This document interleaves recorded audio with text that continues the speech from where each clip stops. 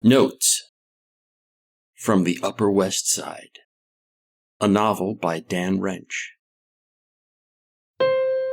Chapter 142, Peter Sellers' Slapstick.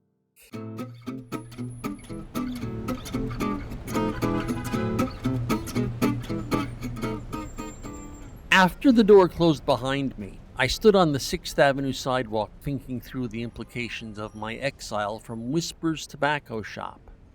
I really have to get out to auditions, I thought. How else was I going to meet ripped muscle sluts, catfighting for roles in new theater projects? When I told all this to Jessica a few days later, she said, maybe my ass got kicked to the curb outside Whisper's shop because I'd hurt Bobby's feelings and I should consider his perspective.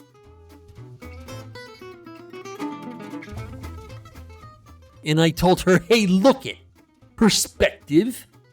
That redneck was sneering at me. He was in a jolly old mood when he showed me the door. But Jessica seemed to think that I might be overcompensating or over-complaining or over something or other. Something that gets everyone off the hook but me. Fucking therapist. When I started down the street toward Midtown back on the night of exile, I remembered the Paxamander in my pocket, and I popped it, after grabbing one of those small bottled waters from a street vendor in the process of closing up for the day. Great, I thought. I can see a movie until my shift starts. Shit, I thought some more. Why do my adventures always have to end like this? You pour your heart and soul into something and then interlopers interlope and call you the bad guy.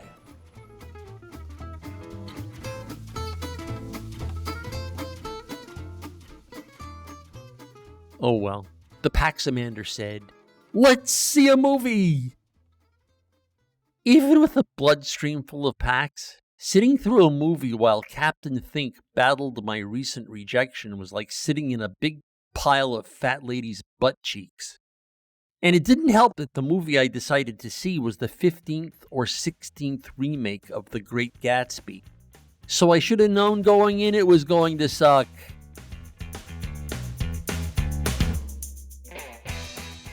Gatsby isn't really a visual story, Parp said when I told him about it the next day over the phone. It's a simple story about unrequited love. But everyone gets carried away with the backdrop. Oh, it's about American myth, and oh, it's about American sociology. Horse shit. And filmmakers are the worst. They have it in their heads that Gatsby is really all about the cinematography, the flashing glitter of the roaring 20s. The whole Gatsby culture is a conspiracy to miss the point. Like Kubrick's Lolita, a great novel turned into Peter Sellers' Slapstick. You put up with this load of verbal strep when you're friends with Parp and you incidentally mention you went to see a movie.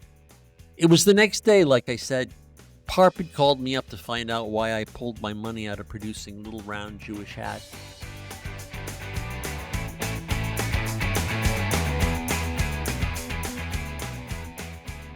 I guess I understand how people might think me doing that was an unnecessary kick in the collective stones of people I call my friends. So I told them about the whole Cunt-Bacco factory debacle and how when I got back to my shift at the tavern after Gatsby, I was still in such a lathered state, pharmaceuticals notwithstanding, that I just poured drinks like a robot, and it never crossed my brain that I should call him. He was surprisingly okay with it, even though right after I took the cash back from Whispers, I thought Parp might not ever speak to me again when he found out.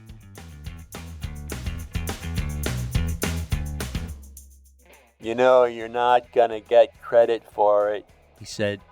I'm doing the credits now in post and your name is coming out of the producer's role.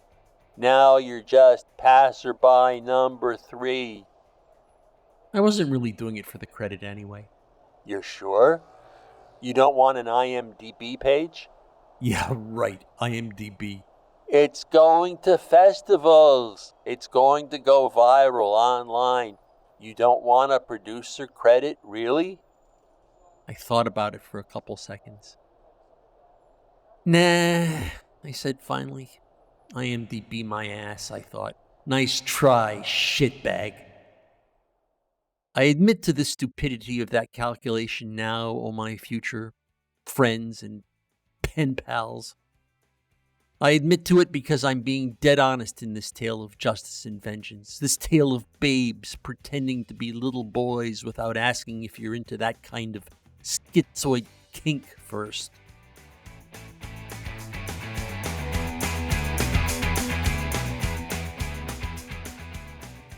Suddenly there were sirens in the background, and they were coming from Parp's end of the line. It was like deja vu from the day before in the tobacco shop where the black kid was being chased by the cops. So, you're outside? I asked. Yup. Lunchtime at the day job is usually me sitting on a stone wall with a venti Americano. And that's another thing, I said. The Fed Flash guy they hired is a racist.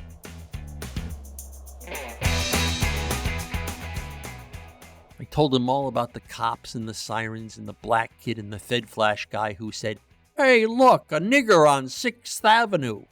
There was this kind of pause when I was done, and then Parp said, "Yeah, the niggers are everywhere these days." Jesus, I yelled. What, did Jesse Jackson tweet that it was okay now for white people to say nigger? I was just yanking your chain, Parp said. You know you're mentally unbalanced, right? The racist being present in the store is interesting color, nyuk, nyuk, nyuk, but it isn't really on point. I am not unbalanced. I should be getting that producer credit anyway.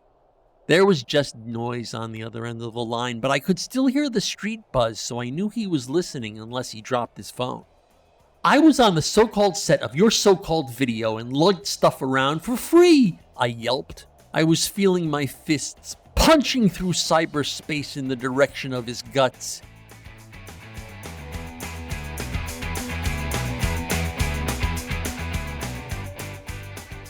It was like Parp had been putting one over on me for months, and I was only just now busting him for it. Not only did I lug stuff around for 3 days, but I turned Whisper's Cunt Bacco Factory turbo. And let me tell you, before I got there, it was an urban shanty town. Picture the cast of My Fair Lady.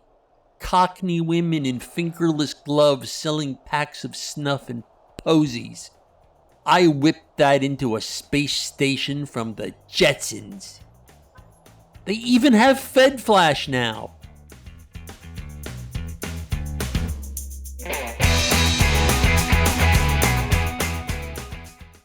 Notes from the Upper West Side is a work of fiction.